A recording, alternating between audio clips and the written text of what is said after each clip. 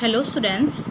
today we are going to discuss a new topic that is differentiability. So first of all, differentiability is what hoy tumalaka first year pohisa first year tumalaka differentiation koribole hikisila differentiation kenake asile suppose y equal to jodi f of x eta function hoy titia y ki kore differentiate koribo lage with respect to x. That means derivative korbo lage with respect to x tak keneke likhe dy by dx boli likhe thik ase to yato ami ki korim so differentiation koribole hikim just ki hoise first year tumaloke first order derivative hikisila tumara yat ki hoy first order ke besi second order derivative ami hikibole pam thik ase to etia so first differentiability ki hoy differentiability suppose f is a real function and c is a point in its domain thik ase the derivative of f at c এটা কি হয় সোয়া হে ফাংশনটোৰ যদি মই c পইণ্টৰ derivative উলিয়াব লাগে তা কেনেকৈ ডিফাইন কৰা হয় is defined by limit h tends to 0 f of c plus h minus f of c divided by h provided this limit exists এটো হল ডিফাৰেন্সিয়েচনৰ ফৰ্মুলা ঠিক আছে তো এটা কি হ'ব সোয়া তো derivative of f at c is denoted by কেনেকৈ denote কৰা হয় f the c or d by dx f of x at the point ki hobo c hobo thik ase to therefore the function defined by the main differentiation formula f dash x equals to limit h tends to 0 f of x plus h minus f of x divided by h wherever the limit exists is defined to be the derivative of f ঠিক আছে মানে কি হ'ব limit two exist কৰিব আৰু এই ফাংচনটোকে কি বুলি কোৱা হয় সৰি এই ফৰ্মুলাটোকে কি বুলি কোৱা হয় এটা ফাংচনৰ ডেৰিভেটিভ বুলি আমি ঠিক আছে এতিয়া সোৱা এটো হল ডেৰিভেটিভৰ ফৰ্মুলা তোমালোকে এটা মাৰ্ক কৰি থৈ দিবা এটা মই বক্স বনাই দিছো সোৱা এটো হল ডেৰিভেটিভৰ ফৰ্মুলা তো কি হ'ব এটা ফাংচনৰ যদি ডেৰিভেটিভ উলিয়াব লাগে কেনেকৈ হয় f dash x equals to limit h tends to 0 f of x plus h minus f of x divided by h ঠিক আছে এটি সোয়া আমাক দিব পাৰে এটা পাৰ্টিকুলাৰ পয়েন্টৰ ডেৰিভেটিভ উলিয়াব লাগে suppose find da derivative at x equal to suppose 5 তেতিয়া কি কৰিব লাগিব সোয়া same formula just in place of x আমি কি পুট কৰিব লাগিব 5 পুট কৰিব লাগিব ইয়াত 5 পুট কৰাৰ লগে লগে ইয়াটো আহিব 5 হৈ যাব আৰু ইয়াটো কি হ'ব 5 হৈ যাব সেই কাৰণে সোৱা যেটো আগৰ ফৰ্মুলা যেটো ফাৰ্স্ট ফৰ্মুলা মই দেখাইছিলো at the point c it means x equal to c হয় তো কি হ'ব সোৱা ইয়াত ফৰ্মুলাটো কি হয় x plus h minus fx দেখিছানে x plus h minus fx ঠিক আছে নে তো এটা কি কৰিম সোৱা সেই কাৰণে মই ইয়াত কি হয় পইণ্ট টু c দি থোৱা আছে সেই কাৰণে x ৰ জাগাত মই c পুট কৰিছো ইয়াটো মই c পুট কৰিছো ক্লিয়াৰ হল এটো হল formula It is next ki hoise the derivative of f is denoted by keneke denote kora hoy so eta derivative f dash x or d by dx keneke paha hoy f of x paha hoy or so ki kotha ase suppose y equal to the fx hoy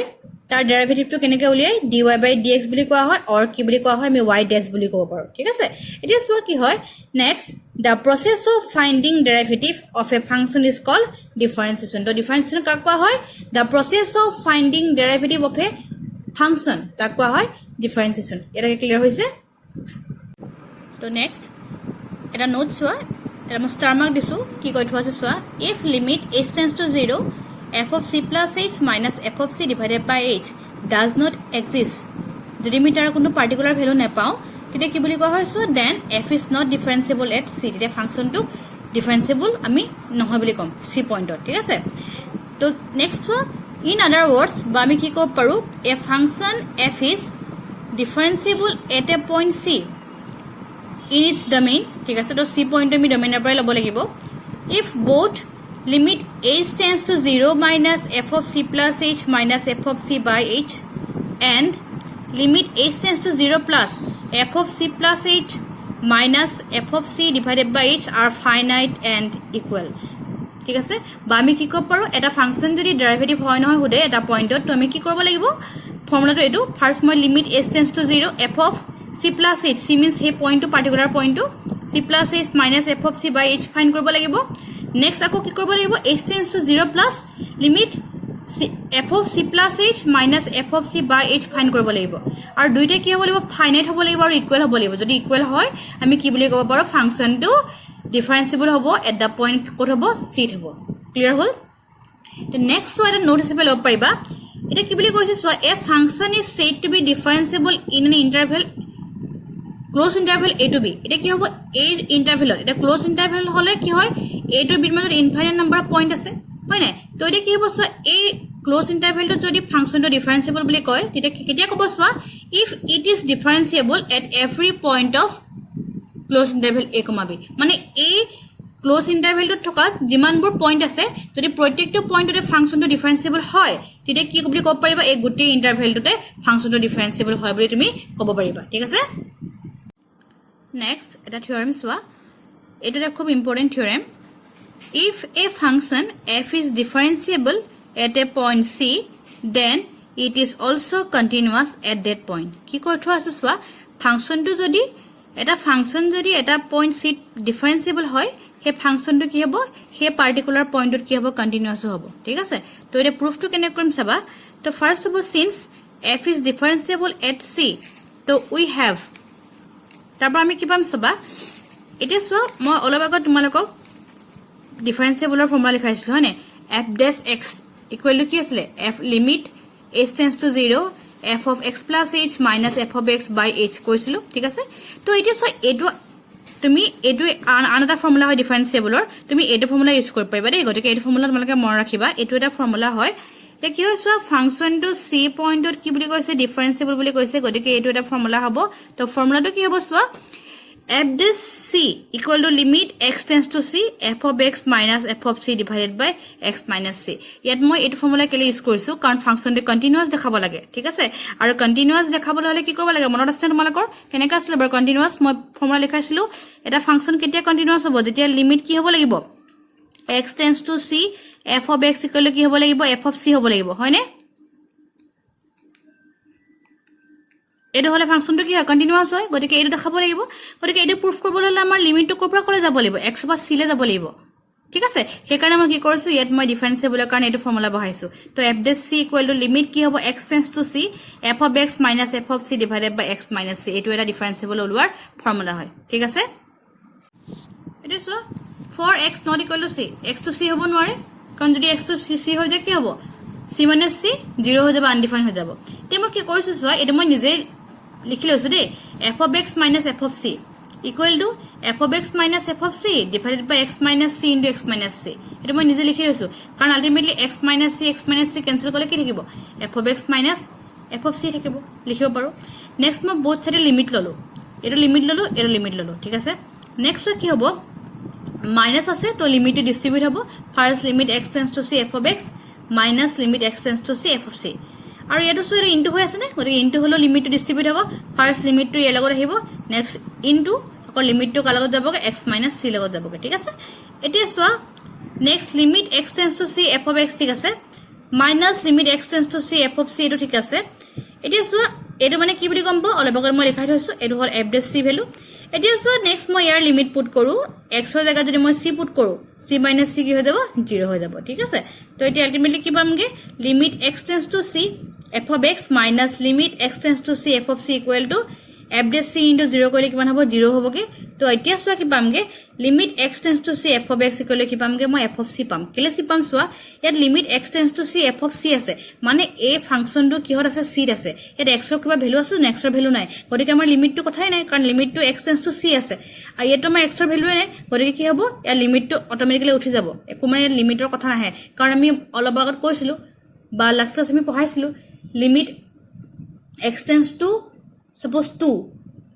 hall suppose 4 আছে জানিবা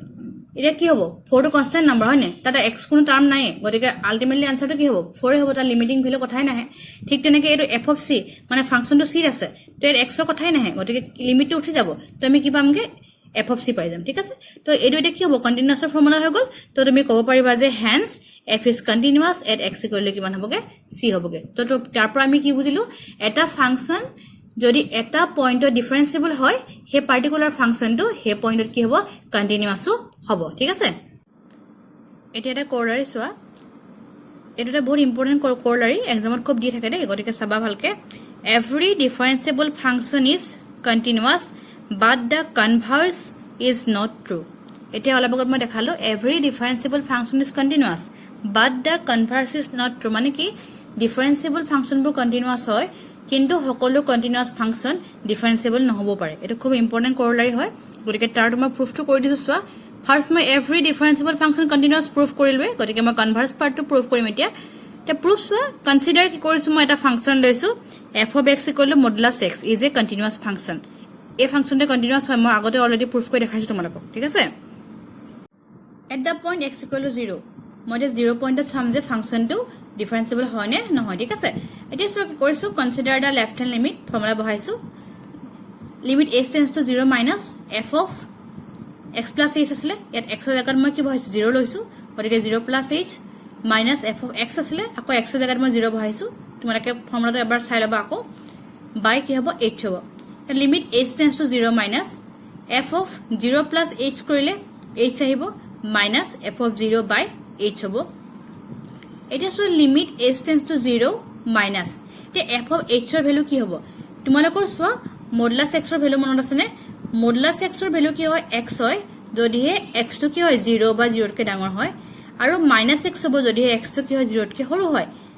এতিয়া so কি হৈছে h টো 0 কে সৰু হয় নে হয় গতিকে f of h ৰ ভ্যালু কিমান হ'ব -h হ'বগে ঠিক আছে আৰু মাইনাস f of 0 মানে কি হৈছে x ৰ ভ্যালু 0 সমান হৈছে যদি x ৰ ভ্যালু 0 সমান হয় এত কি পায় x পায় আকৌ x ৰ ভ্যালু 0 সমান গতিকে x ৰ ভ্যালু 0 পুট কৰি দিয়ে তো f of 0 হলে কিমান হ'ব 0 হ'ব তো লিমিট কি হ'ব h টেন্ডস টু 0 মাইনাস তে -h by h h is cancel করলে তো আলটিমেটলি আনসার কিমান থাকিলে -1 থাকিলে হল এটা মই right hand limit Leo the right hand limit to limit h tends to 0 plus f of 0 plus h minus f of 0 by h formula limit h tends to 0 plus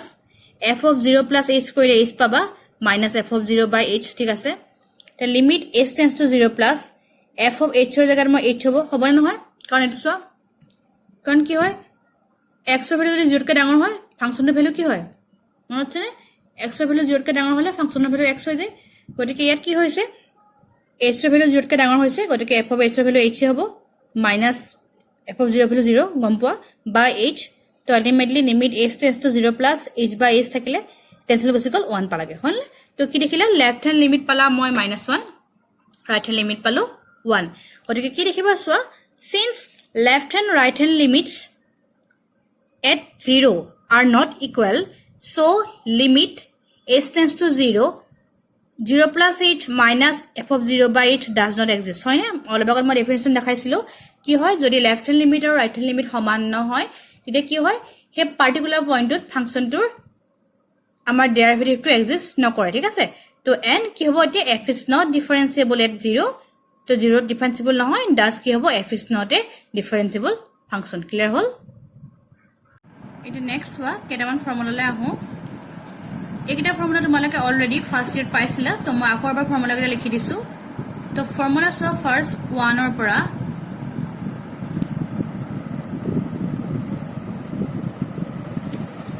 total formula মই 16 টা দিছো দেখি পাইছা সবে 16 টা formula এই গোটেই formula কেটা তোমালোকে কি কৰিবা আকৌ এবাৰ মুখস্থ কৰি পেলাবা যাৰ যাৰ তোমালোকৰ ফৰ্মুলা কেটা মনত নাই আকৌ এবাৰ তোমালোকে গোটেই ফৰ্মুলা কেইটাৰ কপি লিখিবা আৰু লগালগ কি কৰিবা ফৰ্মুলা কেইটা মুখস্থ কৰি পেলাবা ঠিক আছে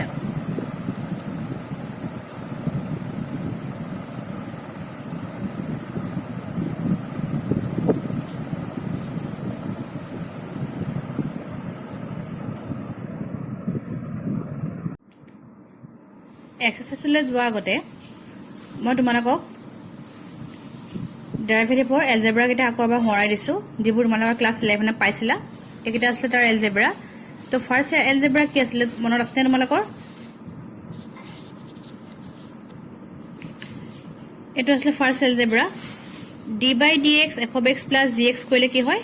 d by dx f of x plus d by dx dx আসলে নেক্সট আসলে second algebra d by dx f of x minus dx কইলে d by dx তো ডিস্ট্রিবিউট হৈ গৈছিলে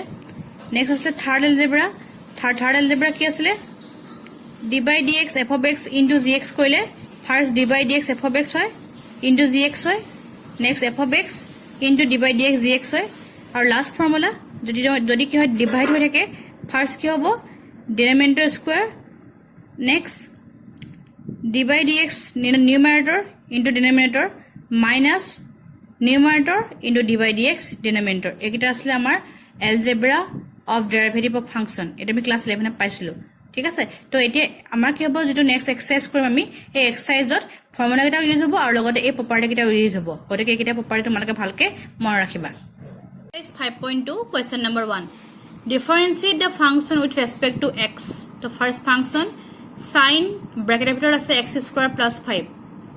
first of all let y equal to sin x square plus 5 লিখিছো এতিয়া মই ডিফাৰেন্সিয়েট কৰিব লাগিব তো both side d by dx লৈছো ঠিক আছে this was chain rule কথা মনত আছে ক্লাছ 11 পঢ়াইছিলো তো মই ইয়াৰ chain rule বিষয়ে ক'বলৈ নাযাওঁ ঠিক আছে যদি chain rule পাহৰিলা ক্লাছ 11 ৰ বুকখন এবাৰ উলিয়াবা আৰু বুকখন চাবা আৰু লগতে কপিখিনি চাবা যিবোৰ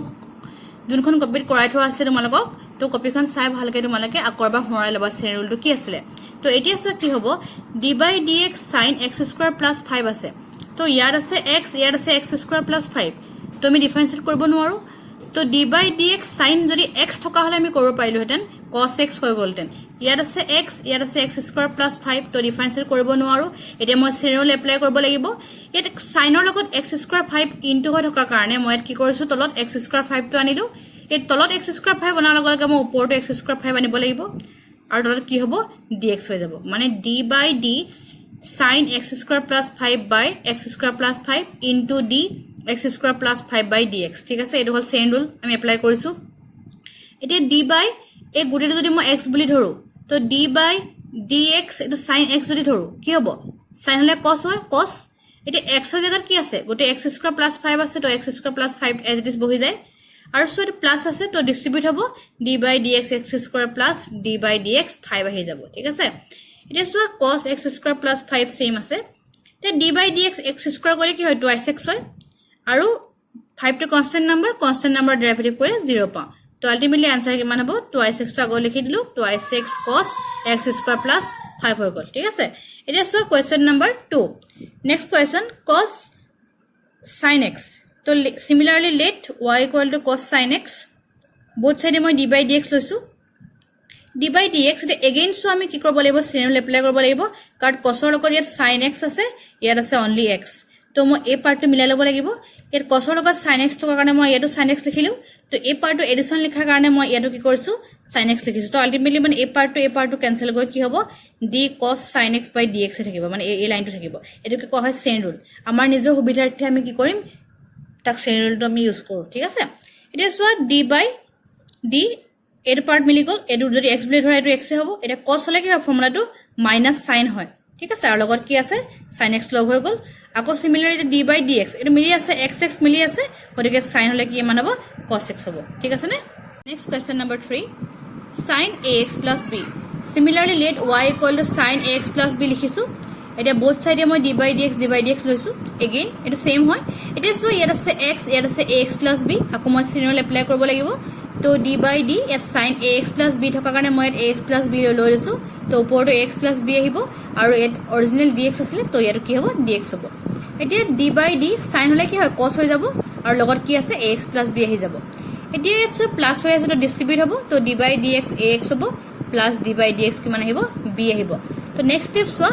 cos ax plus b same আছে এতিয়া সোৱা a into x এটো কনস্ট্যান্ট টাৰ্ম তো কনস্ট্যান্ট টাৰ্মটো বাহিলে ওলাই গুছি আহে আৰু d by dx কি হ'ব x হ'ব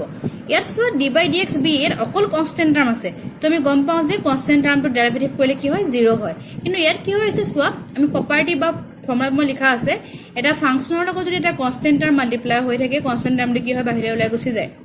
আৰু d by dx টো ফাংশনটোৰ লগত লাগি যায় যদি অকল কনস্ট্যান্ট নাম্বাৰ থাকে তেতিয়া কি হ'ব তাৰ ভ্যালুটো 0 হৈ গুছি যায় ঠিক আছে তো আলটিমেটলি কি দেখিলা যে cos ax plus b অকল a থাকিব কাৰণ d by dx x কৰিলে 1 পাও তো आंसर হ'ব a cos ax plus b ঠিক আছে এতিয়া হলে সো কোয়েশ্চন নাম্বার 4 টো কি হৈ আছে সোৱা sec ব্ৰ্যাকেটেৰ ভিতৰত আছে tan root x তো similarly let y equal to sec tan root x লিখিছো তো both side মই d by dx লৈছো ক্লিয়ার হৈছে কিন লাগে এতিয়া সোৱা sec ৰ লগত tan root x লগি আছে ইয়াত আছে x গতিকে মই চেইন ৰুল এপ্লাই কৰো sec টো পাইছো tan root x পাইছো গতিকে তলটো মই tan root x পাতিলো ইয়াত পটাৰ কাৰণে ইয়াত tan root x হ'ব এতিয়া সোৱা ইয়াত root x আছে গতিকে মই ইয়াটো কি ল'ব লাগিব মিলাই ল'বলৈ d লগত root x ললো এই root x টো এক্সট্ৰা লেখা কাৰণে ওপৰটো root x ললো তো আলটিমেটলি আনসাৰটো কোৱেশ্চনটো কি আছিল x আছিল তো মই আলটিমেটলি কি হল x হল ইয়াত মই তিনিবাৰ চেইন ৰুল এপ্লাই কৰিছো ঠিক আছে নে tan root x থকা কাৰণে tan root x আনিলো এইটো মই এক্সট্ৰা ইয়াত লিখিছোঁ তে ইয়াত আকৌ 10 লগত ৰুট এক্স আছে গতিকে ইয়াত মই ৰুট এক্স কৰি দিলোঁ আকৌ ইয়াত লিখাৰ কাৰণে ওপৰত লিখিলোঁ লাষ্টত কি হ'ব dx হ'বগৈ এতিয়া চোৱা d by dx sec x হ'লে কি হয় sec x tan x ৰ ফৰ্মুলা মই লিখাই থৈছোঁ গতিকে এতিয়া চোৱা sec x মানে এই গোটেই পাৰ্টটো গতিকে sec এইটো আকৌ tan আকৌ এই গোটেই পাৰ্টটো হৈ যাব আকৌ d by dx tan x হ'লে কি হয় sec স্কয়াৰ x হয় x ৰ জেগাত ৰুট এক্স আছে গতিকে sec স্কয়াৰ ৰুট এক্স আৰু d by dx root x মানে কিমান হ'ব x to the power half হ'ব ঠিক আছে তো এতিয়া এই পাৰ্টটো সেম আছে ইয়ালৈকে সেম আছে তো এতিয়া d by dx x to the power n ৰ ফৰ্মুলা কি হয় n x power n minus 1 তো এতিয়া x ৰ পাৱাৰ সৰি ঠিক আছে x ৰ পাৱাৰ হাফ আছে তো half x power half minus 1 হ'ব এতিয়া চোৱা এই হাফটো মই আগত লিখি দিলোঁ হ'ল হাফটো মই আগত লিখি দিলোঁ এতিয়া চোৱা হাফৰ পৰা 1 মাইনাস কৰিলে কিমান থাকে মাইনাস হাফ থাকে আৰু x to the power minus half মানে কি 1 বাই ৰুট অভাৰ x মই একেবাৰে লিখি দিছোঁ আৰু sec tan root x tan আকৌ tan ৰুট x আছে আৰু sec স্কয়াৰ x থাকিলে এইখিনিলৈকে ক্লিয়াৰ হ'ল নে